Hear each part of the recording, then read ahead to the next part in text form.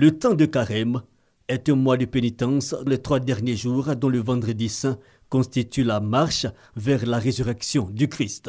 À Bingéville, les fidèles catholiques ont accompli les 14 étapes du processus de la passion, la souffrance du Christ.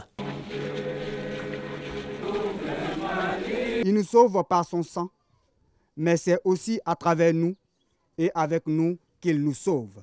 De la première étape, celle de la condamnation, à la dernière, Jésus placé dans le tombeau, toutes les péripéties vécues avec piété. L'homme marché dans les pas du Christ Jésus, il a souffert pour nous et aujourd'hui nous avons compris, nous avons reconnu sa parole, nous sommes attachés à lui et à chaque année, à la même période, le vendredi saint, mais nous commémorons cette passion du Christ Jésus.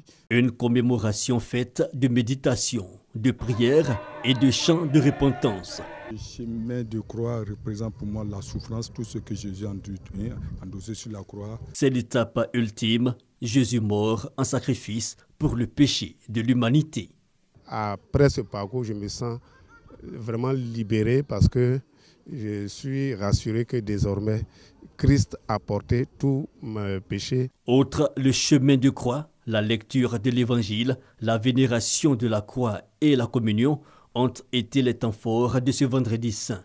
Les esprits sont désormais disposés pour la résurrection du Christ le dimanche de Pâques. Embouteillage, bousculade, foule compacte de voyageurs impatients, file d'attente et tohu-bohu total.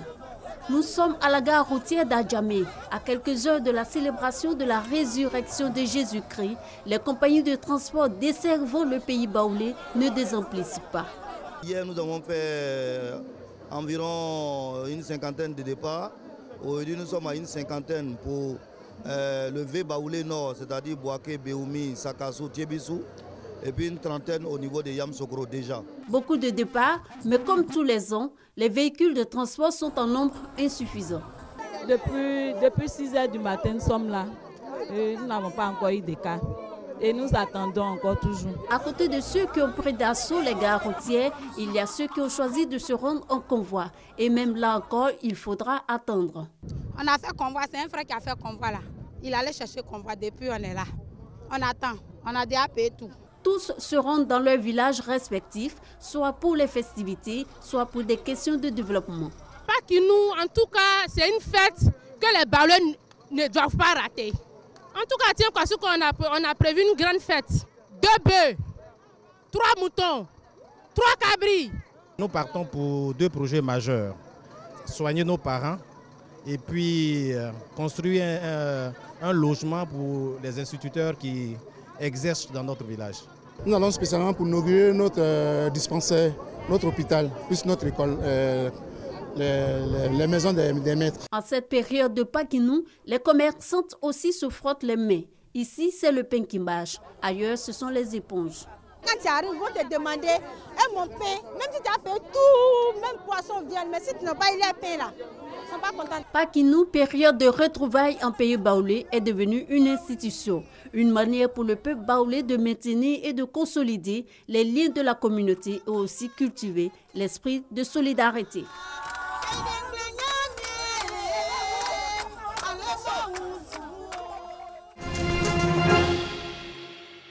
Une séance d'explication et d'information sur l'importance de la zone humide. Ces agents techniques des eaux et forêts sensibilisent les populations de Motobé, un village du département de Grand Bassam, à préserver les caractéristiques et les valeurs qui font de leur village une zone humide. Car cette région regorge d'énormes ressources hydrographiques et plusieurs espèces d'oiseaux d'eau. Les populations ont été invitées à ne pas chasser ces oiseaux. Une campagne de sensibilisation qui s'inscrit dans les festivités de la Journée mondiale des zones humides. Au cours de cette journée, la directrice de la faune et des ressources synergétiques a appelé les populations à la préservation des zones humides. Propos soutenus par le directeur du cabinet du ministère des Eaux et Forêts. Il a également rappelé les initiatives du gouvernement pour la sauvegarde de la faune et de la flore. C'est depuis 1994 que la Côte d'Ivoire souscrit à la convention Ramsar, et cela avec une liste Ramsar, notamment le parc d'Azani, les îles Eotilé et Souman, Fresco et Grand Bassam. L'urbanisation et le réchauffement climatique constituent les principales menaces de ces zones humides. Plus de 180 millions de francs CFA d'investissement dans le domaine de la santé dans le département de Mengué. construction d'un bloc chirurgical au centre de santé urbain de Mbengue, de logements pour l'infirmier et sage-femme et équipement de 2 centres de santé ruraux en matériel médical. C'est le soutien de la société minière de Tongon aux communautés villageoises de Sekonka et Pongbe, des villages du département de Mbengue dans la région du Poro. À Sekonka, le centre de santé a bénéficié de la construction du logement de l'infirmier et du matériel médical d'une valeur de 21 millions de francs CFA. À Pongbe, c'est la maternité du village qui a reçu un équipement et la construction de la maison de la sage-femme pour un investissement de 35 millions de francs CFA. Les remises de matériel et les clés des bâtisses ont été une occasion pour les populations de saluer les efforts que consent cette société pour le bien-être social et économique. Les autorités administratives et sanitaires de la région ont à leur tour traduit la gratitude du gouvernement à la société donatrice. Ces autorités ont en retour exhorté les populations bénéficiaires à fréquenter les centres de santé mis à leur disposition. Pour les responsables de la société minière de Tongon, ces réalisations représentent un appui aux populations hospitalières. Ils ont aussi annoncé la construction de centres de santé dans tous les villages environnant la mine d'or de Tongon. La construction d'un bloc chirurgical à Mbengue va réduire le taux de mortalité. Seulement, une ambulance pour l'évacuation des malades vers le CHR de Korogo.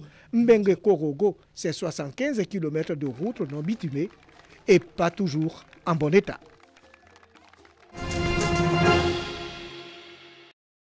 La jeunesse ivoirienne célébrée par son ministre, des diplômes et des chèques pour galvaniser davantage et positionner cette jeunesse comme le pilier essentiel de l'émergence de la Côte d'Ivoire. Appeler les jeunes à beaucoup de vigilance par rapport à leur devenir, leur demander notamment de garder le cap de l'excellence, surtout garder le cap de la foi en leur patrie, en leur nation. Donc c'est seulement par le travail qu'on obtient tout ce qu'on souhaite dans la vie. Distingué parmi les associations de jeunesse de Côte d'Ivoire, puis honoré par le chef de l'État et par leur ministre de tutelle, un honneur, mais surtout une responsabilité dans les jeunesses communales, l'association de scoutisme féminin et l'ISD d'éducation pour une société durable mesurent l'ampleur. Il y a encore beaucoup de choses encore à faire et les activités encore à mener, c'est comment conscientiser notre jeunesse ici en Côte d'Ivoire.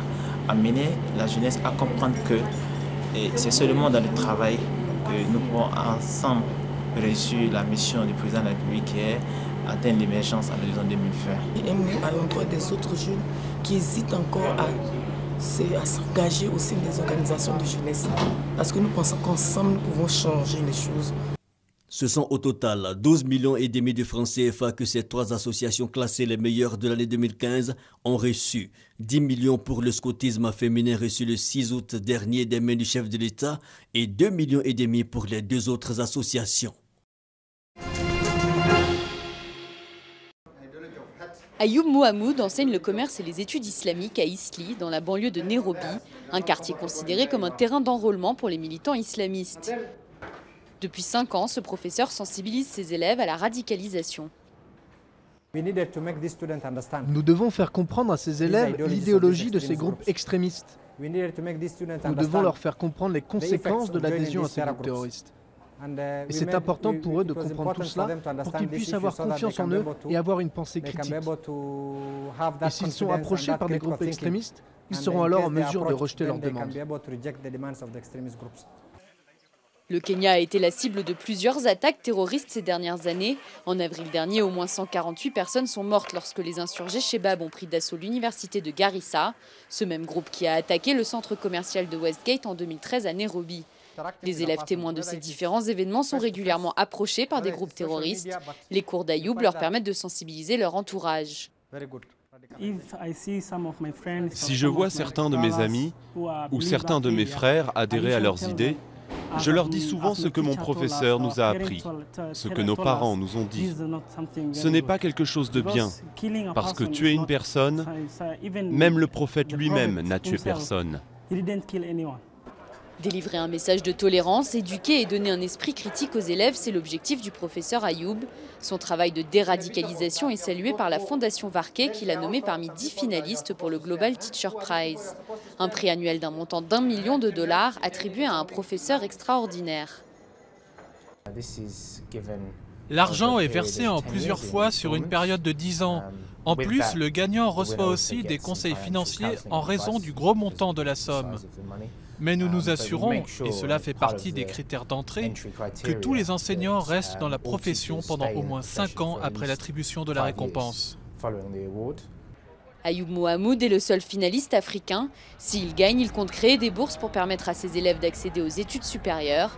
Le vainqueur du prix sera annoncé le 13 mars à Dubaï.